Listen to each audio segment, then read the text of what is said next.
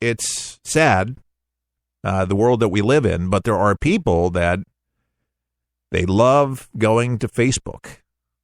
Nothing wrong with it, but to watch these sick things, you would be surprised at how many people will watch stuff over and over again, and if it's not stopped, millions of people will do it.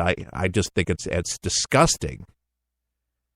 But clearly, this young lady, hope she gets the help. She, was crying out for help. Clearly, if she's broadcasting it, not keeping it private, I'm so glad that they found her. There's a lot of teens and a lot of adults that commit suicide every day, and you might know that 22 vets a day kill themselves in this country. 22. Unbelievable. There's a push-up challenge, it's still going on, to remind you and somebody around you to do 22 push-ups a day to remember and keep that alive and to, see what you can do to combat that overwhelming number. It's just hard to fathom that there's numbers like that, but there's vets in our country that have seen so many things, have experienced so many things that you and I, we just wouldn't want it. And the PTSD is a big trigger, I understand, of these suicides. And so I wanted to pretty much lean into that a little bit just to shed some light on that, because we do have military families that listen into the broadcast, military from overseas that listens to our show. We salute you. Thank you so very much for tuning in, and thank you so much, above all, serving our country and keeping us free here. We're just forever indebted to you. But if you're a vet that's listening to the broadcast and you're suffering, with these emotions and those feelings and being overwhelmed like that, you're not alone. You're not alone. There's so many others that need to hear your story. And from what I understand from other vets, that if you're able to go and speak to other vets and other groups, you can change their life, their world, just by sharing what you do to help yourself. And by the way, it's therapy. From what I understand, you are helping yourself and helping others at the same time. Get out of the house, talk to others, get a group, a support group from people that understand what you're going through, so it's relatable, so you don't feel like the oddball. But get out of there, out of the house. If you're in there, you got to find some friends, you got to heal. There's a lot more that you can offer your country. You've served already, you're back here, and now it's time to heal you. And there's healing, my brother and my sister out there that might be suffering from PTSD. So many that do, and so many people that they can't function. They can't get into the workforce. They can't keep a job. They can't keep friends, and people don't understand. And to me, I try to understand these particular things so I can be understanding, I guess would be a good word. These people are not looking for sympathy. They don't cry over me or anything like that. They want somebody to understand them, and at least hear them out for what they're going through. And I don't think there's enough being done about it. I don't think there's enough education about it. But again, to me, 22 vets a day, folks, that's daily, kill themselves. So if there's anything you can do to talk to a vet, visit a VA hospital, encourage somebody, make a donation or something like that to Wounded Warriors, which we definitely love Wounded Warriors, and we give something every year to Wounded Warriors here at For the People. It's just a small donation, but it's best we can do at this time. We hope that we'll be able to increase as we grow For the People. It's something that we've been wanting to do since I took over this legacy broadcast a little over 2 years ago from the man, Chuck Harder. And by the way, his book is still available, Will We Ever Learn, on Amazon. It's a bestseller. It's got like 6 or 7 stars. Still available. They still have a supply. And I understand proceeds still go to Chuck, which Chuck is in a nursing home in Gainesville, Florida. So he still gets proceeds. So I guess if he needs to buy something or goes to his family. But it's a good deal. So if you haven't got the book, haven't picked up the book, you've heard about it, or didn't know about it, Will We Ever Learn by Chuck Harder, Harder. It's a great book, and you'll get inside the mind of the creator of this broadcast, the founder of For the People, was on for many decades, and we'll miss Chuck. Many of you do. You ask about him. He's same condition, just frail. He's in a nursing home, retired, and I'm sure he tunes in to the news once in a while. I do know this. He was on our broadcast for a little bit when Trump was running. He was very pleased, and he predicted that Trump would win for sure because he encouraged Trump to run through correspondence, through phone calls to the Trump Tower. So I think in a lot of ways, truthfully, I think that this broadcast certainly helped out incredibly for that. And I got one nice letter. And I make it sound like we've never got a letter before, but a letter in front of me. It is a beautiful letter from a listener, and I want to read it verbatim, and I appreciate it. Mike, you know who you are. I won't give your last name, but he said, Keith, you probably don't remember. Last year when you guys went back on the air, well, it's 2 years ago. I don't know if he remembers that, but I was one of the first callers. I was ecstatic that Chuck Harder For the People were coming back on the air when I read about it online. Months later, Chuck was trying to get some help, and I offered $100, and you called me on the phone almost immediately. And we chatted briefly about Donald Trump running for president. It was on your show that I first heard mention of this. And I remember thinking that, yes, it would take someone like Trump to go up against the mainstream media in Washington. I also said to you, I thought it would be a good idea if Trump took Giuliani as his running mate, and you said you thought that wasn't a bad suggestion. Anyway, I'm sending this message to you to thank you and Chuck. I feel that you guys mentioning the idea of Trump running for president has a definite impact, or had a definite impact, with your listeners, planting the seed of what we obviously reaping the presumed reward. For the People listeners, in my opinion, have always had an advantage of hearing the truth and hearing it before most people.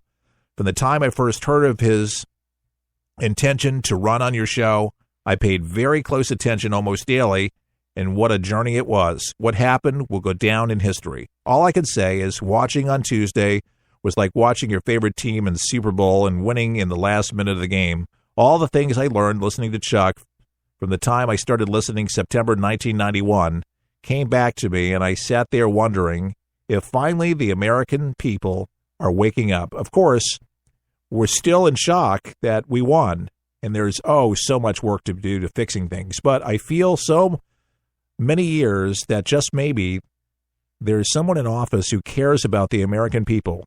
Thank you again. God bless Chuck Harder. Sincerely, Mike. Well, Mike, we appreciate that. And yeah, folks, the show is steeped in tradition.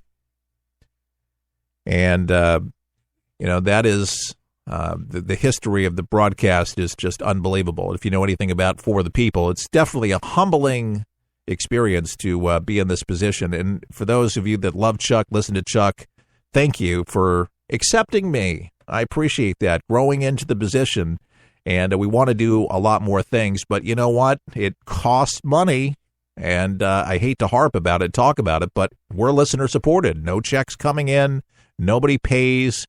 When I'm sick, I'm here, and I don't get sick often, but when I do, when I sound, gargly, or I got congestion or sinuses, I'm on the air. Over 2 years, I have not missed a show.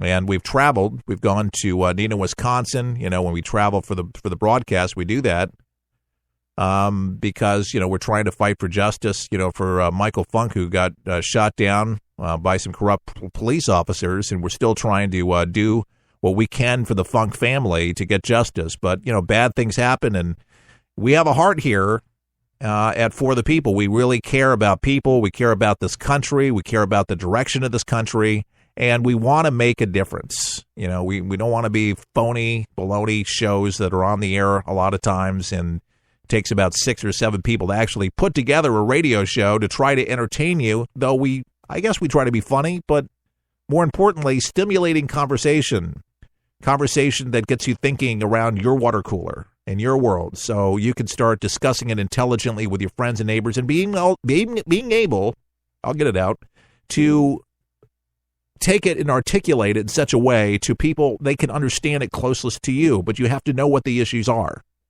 And a lot of times people work too many hours and do not simply have the time to literally read all the newspapers. And if you can find a source that brings the news and encapsulates it and intelligently pontificates it and has commentary, this is what we try to do on a daily basis. So our goal, $5,000, and I'd really like to get this sooner rather than later so we can really get this thing going. And maybe it's going to be a little scary for you to make a bigger donation, but it will make a huge difference, and I assure you it will go towards this broadcast alone and to get us on more radio stations and get the right people working to make the calls, sending out the advertisements and press releases and all sorts of things that it takes to run an organization. And again, for all of you that support us on a monthly basis, you know who you are. Whether you get $5, I have some people that give $1, some $25 a month. I mean, you pick the denominator of how much you want to support or just make a one-time donation. Whatever it is, we really appreciate that. Elizabeth Warren, she was giving a speech the other day, and I got to play it. Yeah, I am not a huge fan of Elizabeth Warren. She just comes across very nasty. And, of course, she has aspirations, clearly, to be running for the POTUS of the United States. Can you imagine Elizabeth Warren? I mean, she'd be worse, I think, than Hillary Clinton. But in that same guilt, she is addressing a crowd gathered at the annual Emily's List Gala in Washington, D.C. the other night. And here's a bit of that. The news out of the White House just keeps on coming. Bad news, bad news, bad news. You know, the way that things are going, if the next 3 years and 261 days are like Donald Trump's first 100 days, I wonder if America will ever be ready for a male president again. I mean, come on. Give me a break. And this wasn't the press deal, in Washington where you're a comic. Give me a break. I mean, is that not the most sexist thing that you've ever heard in my life? I mean, this is just ridiculous. This is the hate. This is the ridiculous antics of the left. That was Elizabeth Warren. And she was telling a group of women gathered last night in an annual fundraising. It's called Emily's List. And she's not sure if America will elect a man after President Donald Trump. Ha, ha, ha. What was she doing? She was the keynote speaker there, and now, she's proactive as a Democratic woman. Emily's List is an organization that helps forward the education and election of politically minded, exclusively pro-choice family, excuse me, that's kind of an oxymoron, female candidates. There you go. Get the words out. She continued, though, to kind of spew some of these things, and here's more. Donald Trump promised to do something about a rigged game, to put working families first. Yeah, I heard what he said, but talk is cheap. He is president, and now what matters is what he does. Doing a lot. Donald Trump has signed off on laws to make it easier for corporations to steal paychecks from their workers. Oh, my God. Give me a break. Not true. To let companies hide information when they kill or injure their employees. Are you crazy? And to let investment advisors cheat retirees. Oh, yeah, sure. He signed off on a law to withhold critical health care funding from clinics that provide abortion services. Well, that's true. He tried to toss 24 million people off health care coverage and let insurance companies discriminate against people with pre-existing medical conditions. Yes. He's fighting that fight right now tonight. And why? Why? So that he can deliver bigger tax cuts to a handful of the super rich. Oh, the super rich. You bet no way. Bet no way. Well, no way to you, because guess what? We don't care what you have to say, and a large majority of Americans could care less about your haggard voice. I mean, that is just the nastiest voice. I am serious. I mean, it's just like nails on a chalkboard. However, folks, there are folks in this country that are just as nasty as her. And unfortunately, that is not the